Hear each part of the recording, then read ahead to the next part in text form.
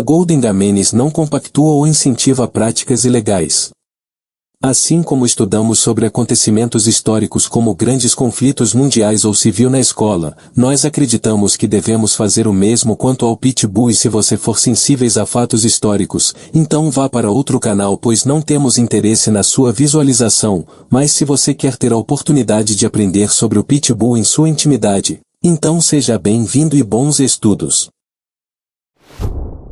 Do Bull Terrier ao Staffordshire. A história dos cães do tipo Bull na cinofilia brasileira. Quando olhamos para fotografias antigas de cães, é muito fácil cometer um erro. Olhar para um animal, reconhecer sua aparência e imediatamente atribuir a ele uma raça moderna. Mas a história não funciona dessa maneira. Para entender os cães do passado, precisamos voltar às palavras usadas naquela época, aos clubes, às exposições, aos registros e, principalmente, aos documentos contemporâneos. E algumas fotografias encontradas no Brasil nos permitem voltar quase 100 anos no tempo. Tudo começa em 1927. Naquele ano, o Brasil Kennel Club já organizava exposições caninas dentro de uma estrutura formal de cinofilia. E uma das imagens mais importantes desse período apresenta um cão identificado pela própria publicação como Bull Terrier. Mais do que isso, o exemplar aparece como o primeiro colocado em sua categoria. Essa informação é extremamente importante porque não estamos diante de uma fotografia cuja raça foi identificada décadas depois. É uma identificação feita no próprio contexto histórico. Ou seja, em 1927, o Bull Terrier já estava presente na cinofilia organizada brasileira. E isso nos leva a uma pergunta muito maior. De onde vieram esses cães? E qual era a relação deles com os outros cães do chamado universo Bull and Terrier? Para responder, precisamos voltar ainda mais no tempo. O chamado Bull and Terrier não era simplesmente uma raça única. Tratava-se de um conjunto histórico de populações de cães desenvolvidas principalmente na Grã-Bretanha, a partir de cruzamentos e seleções envolvendo antigos bulldogs e terriers. Com o passar das gerações, diferentes criadores seguiram diferentes caminhos. Algumas populações foram selecionadas na direção do Bull Terrier. Outras conservaram características diferentes e posteriormente dariam origem ao Staffordshire Bull Terrier. E, nos Estados Unidos, populações relacionadas seguiram outro caminho, dando origem a diferentes sistemas de registro. Portanto, a história não é uma linha reta. Não podemos simplesmente dizer um cão virou outro. O que ocorreu foi uma ramificação. Diferentes populações foram selecionadas, registradas e, posteriormente, reconhecidas como raças distintas. E é exatamente nesse processo que as décadas de 1930 e 1940 se tornam fundamentais. Na Inglaterra, o Staffordshire Bull Terrier somente foi oficialmente reconhecido como raça com pedigree em 1935. Isso não significa que esses cães tenham surgido naquele ano. Eles já existiam anteriormente. O que aconteceu em 1935 foi a formalização de uma população dentro de um sistema oficial de registro. O antigo Bull and Terrier passou a possuir um nome racial definido, clube especializado, padrão e genealogia registrada. Um ano depois, nos Estados Unidos, aconteceu outro processo importante.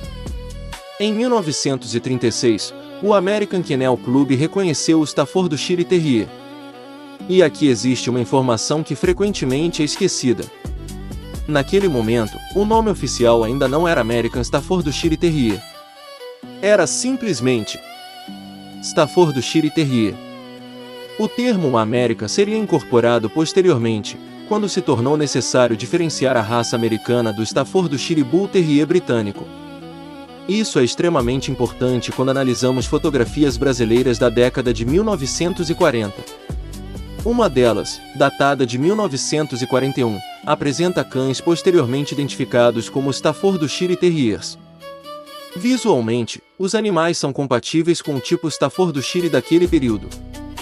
São cães compactos, musculosos, fortes e atléticos. Mas precisamos ter cuidado.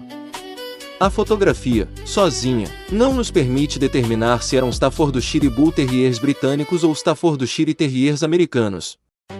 Também não sabemos, somente pela imagem, seus nomes, seus proprietários, seus criadores ou seus pedigrees. E essa diferença entre aparência e documentação é fundamental. Uma fotografia pode mostrar como um cão parecia, mas somente um registro pode nos dizer como ele era oficialmente classificado. Por isso, não seria correto olhar para uma fotografia de 1941 e afirmar automaticamente: este é um American Staffordshire Terrier. Essa seria uma interpretação moderna aplicada ao passado. O correto é dizer: são cães identificados pela fonte como Staffordshire Terriers, cuja classificação exata ainda precisa ser confirmada através da documentação original. A fotografia de 1943 apresenta outro momento desse processo. Novamente, vemos um cão associado ao universo Staffordshire dentro do ambiente da sinofilia brasileira. E existe algo particularmente interessante nessas imagens. Elas mostram que esses cães não estavam simplesmente presentes no Brasil. Eles estavam inseridos em uma cultura de exposições, criação seletiva e apresentação pública. O cão havia se tornado também um exemplar de raça. E as exposições tinham uma função muito maior do que simplesmente premiar animais. Elas ajudavam a determinar quais características seriam valorizadas pelos criadores. Estrutura, cabeça, pescoço, corpo, membros, movimento, equilíbrio e, principalmente, a combinação entre força e funcionalidade. Isso pode ser percebido também nos padrões históricos do Staffordshire. O objetivo não era simplesmente produzir um cão cada vez maior ou mais exagerado. A ideia era preservar um animal forte para seu tamanho, musculoso, ativo, ágil e equilibrado. E isso nos ajuda a compreender por que alguns cães antigos podem parecer diferentes dos exemplares modernos. As raças não permaneceram estáticas. Os padrões mudaram. Os criadores mudaram. Os objetivos de seleção mudaram. E, consequentemente, os cães também mudaram. Essa transformação pode ser observada claramente nos primeiros registros do Staffordshire Bull Terrier. Depois do reconhecimento oficial, uma população relativamente pequena começou a ser organizada em pedigrees. Alguns cães passaram a exercer enorme influência sobre as gerações seguintes. Reprodutores como Vindictive Monte, Jim the Dandy, Game Lad, Rum Bottle, Fearless Joe e Corinthian Rogue aparecem repetidamente na história genealógica inicial da raça. Isso demonstra como uma população pode ser transformada em uma raça formal através do registro e da seleção. E esse ponto abre uma possibilidade fascinante para a história brasileira. Se conseguirmos localizar os catálogos originais das exposições brasileiras, poderemos descobrir os nomes dos cães fotografados. E, a partir desses nomes, poderemos procurar seus proprietários. Depois, seus criadores. Depois, seus pais. E finalmente seus pedigrees. Nesse momento, a fotografia deixaria de ser apenas uma imagem histórica. Ela poderia se transformar em uma peça de uma genealogia. O mesmo vale para o Bull Terrier de 1927. Se conseguirmos identificar seu nome no catálogo da exposição, poderemos procurar sua origem. Talvez tenha sido importado da Inglaterra. Talvez fosse descendente de cães importados anteriormente. Talvez tenha sido criado no próprio Brasil. Sem o documento, não podemos escolher uma dessas possibilidades. E essa é uma das principais conclusões desta pesquisa. Precisamos separar aquilo que sabemos daquilo que imaginamos. Sabemos que o Bull Terrier estava presente em uma exposição do Brasil Kennel Club em 1927. Sabemos que o Brasil já possuía uma estrutura organizada de sinofilia naquele período. Sabemos que São Paulo já fazia parte desse circuito no final da década de 1920. Sabemos que, durante a década de 1930, o Staffordshire Bull Terrier foi formalizado na Inglaterra. Sabemos que, em 1936, o Staffordshire Terrier foi reconhecido pelo AKC nos Estados Unidos. E sabemos que fotografias brasileiras de 1941 e 1943 apresentam cães posteriormente associados ao termo Staffordshire.